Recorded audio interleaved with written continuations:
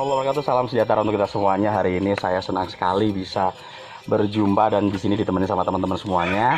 Mana teman-teman? Kamu nggak punya ini teman? sama ibu siapa nih? Bu Ida. Bu Ida ini kebetulan dari Dinpora Pati. Saya nggak tahu Dinpora Pati itu seperti apa, tapi saya pengen tanya mengenai agendanya. Kayaknya itu saya melihat di medsos itu ada beberapa iklan gitu ya, bikin acara sesuatu gitu ya. Iya. Apa salah satunya hari ini bikin acara tersebut? Iya. Iya. Ini Mas Abu ya. Ya betul. Dinpora Par salah satunya bidangnya adalah bidang pemasaran pariwisata. Kita bukan hanya pariwisata tetapi juga ekonomi Ya, kreatif. betul. Di masa pandemi ini banyak yang bisa kita lakukan. Ketika banyak yang mengatakan bahwa kita, banyak hal yang harus berhenti ketika masa pandemi. Tetapi saya mengajak di sini justru dengan kegiatan-kegiatan seperti ini kita mengajak untuk teman-teman dari pelaku ekonomi kreatif semuanya, dari semua subsektor, video, untuk musik, untuk seni tari, untuk pertunjukan, untuk DKV, untuk kuliner, apapun tetap survive di masa pandemi ini. Nah, Dinpora salah Par satunya ini Mas. Oh iya. Iya, salah satunya. Oke, ini. Dinpora Par sendiri itu memang udah ada dari dulu atau baru-baru ini aja Bu? Sesuai SOTK ya Mas. Iya, Kita udah lama banget sejak negara ini berdiri mungkin. Nggak, di Pati sendiri itu apa namanya? Sebenarnya sudah ada lama Mas. Cuman nomenklaturnya yang berubah-berubah. Jadi dulu ada Dinas Pariwisata saja, Dinas Pariwisata dan Kebudayaan gabung di situ. Akhirnya jadi Perhubungan dan Pariwisata pernah. Terus akhirnya diganti lagi sampai yang terakhir ini adalah Dinas Kepemudaan, Olahraga dan Pariwisata. Kita ada 4 bidang, satu ngurusi pemudanya, Karang Taruna salah satunya, satu nanti olahraga untuk prestasi dan pengembangan, pembinaan dan sebagainya, satu lagi adalah pariwisata dan ekonomi kreatif. Nah, yang sudah dilakukan selama ini ya, yang terlihat lagi apa coba? Yang terlihat emang benar-benar wow di Pati ini gitu. Kemarin kita ada kegiatan Mas, salah satunya adalah menuju Pati Kota Kreatif. Ya, Pati Kota Kreatif, kita tidak bekerja sendiri, tetapi kita ada narasumber dari Bekraf saat itu. Bekrafnya, nah itu banyak hal yang bisa kita angkat dari Pati sebenarnya. Kita punya kuliner yang luar biasa, mulai dari Bandeng, Kajang, kita punya budaya dan sebagainya. Tetapi ada satu yang menarik Mas. Apa itu? Ketoprak. Ketoprak. Ya, tidak ada di Itu salah satu lain favorit tempat. saya. Salah satu Tidak favorit di saya. lain tempat. Itu salah satu seni pertunjukan yang harus di-up oleh kita. Masih terkesan konvensional dalam manajemen maupun pada saat penayangan, tetapi itulah yang menjadi tantangan buat kita semua untuk memperkenalkan. Tapi lepas dari ketoprak itu menjadi ikon yang diminati oleh Bekraf saat itu, Badan Ekonomi Kreatif, saya melihatnya komunitas pelaku ekonomi kreatif di Kabupaten Pati itu luar biasa.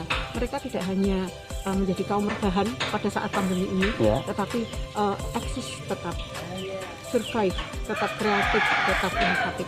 Oke, berbicara mengenai seniman lagi ya. Salah satu kan tadi ketoprak. Terus termasuk ada seniman dangdut atau musik dan lain-lain gitu ya. Untuk selama pandemi ini kan bisa dibilang paceklik sekali dibanding sama mungkin pedagang atau apa. Nah, sampai sekarang kan di Pati itu belum dibuka akses untuk melakukan akses karya itu sendiri gitu ya. Misalkan dangdut nggak bisa beroperasi, nggak bisa manggung gitu. Dan dari dinas ini sendiri gitu kan, apa yang dilakukan? Dan kemarin kan sempat ada demo gitu. Sesuai dengan peraturan Bupati nomor 49 tahun 2020 yang kemudian diperbarui dengan Pergub nomor 66 tahun 2020 memang mengatur untuk kegiatan-kegiatan yang bisa dilaksanakan protokol kesehatannya, protapnya harus seperti apa. Untuk utamanya adalah untuk tampilan kesenian. Banyak yang bilang hari ini seni kehilangan panggung, hari ini seni kehilangan penonton, seperti itu, dan itu benar. Akan tetapi justru sebenarnya dari kalau kita melihat lebih jeli lagi, sebenarnya Pergub itu juga memfasilitasi. Tapi nggak tahu ada. Jadi yang tidak boleh untuk pertunjukan itu hanya yang di luar, Mas. Tetapi kalau di dalam gedung dengan protokol kesehatan yang ketat, jumlah maksimal tidak boleh berdiri uncel-uncelan. Jadi ada kursinya, penontonnya tuh jumlahnya ada maksimal gantian. Itu diatur. Jadi sebenarnya dengan Pergub itu mengatur bagaimana para seniman itu sebenarnya masih bisa berkreasi. Tetapi lebih lagi karena seniman sekarang itu kan seniman era digital seperti ini, kita mengajaknya udahlah kita masuklah udah ke ranah yang digital, buatlah konten, masukkan ke YouTube. Nggak gini, seperti itu promosi. Iya sih. Terus gini Bu, terakhir ini Bu ya, ini kan pandemi udah lumayan lama Bu, masihkah ya menaati apa yang dilakukan pemerintah? Kadang kan memang dari masyarakat banyak ini kan sudah nggak peduli gitu, nggak peduli. Kalau saya bilang harus protokol. Kenapa? Pemerintah menetapkan aturan.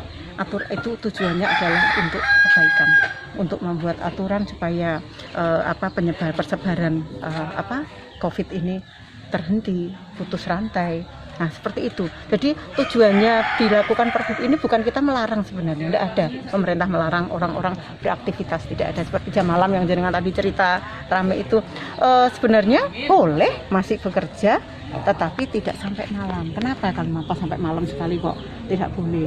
Karena kita harus jaga kesehatan, betul ya? Harus jaga kesehatan, tidur cukup, terus berkerumun semakin malam mesti semakin asik tuh. Nah itulah yang sebenarnya dijaga tapi sebenarnya masih boleh berusaha, masih boleh berkumpul, hanya diatur untuk jamnya. Oke, terima kasih untuk waktunya. Semoga nantinya bisa benar-benar bermanfaat untuk kita semua. Yes, amin. Harapannya itu, dan harapan saya terbesar adalah pandemi ini segera berlalu. Amin. Masyarakat bisa melanjutkan aktivitasnya seperti dulu lagi. Oke. Dan saya berharap sinias-sinias kita, Mas Agung, tetap berkarya hebat. Amin. Membawa nama Pati sampai ke Siap. mancanegara. Oke, terima kasih. Bye-bye.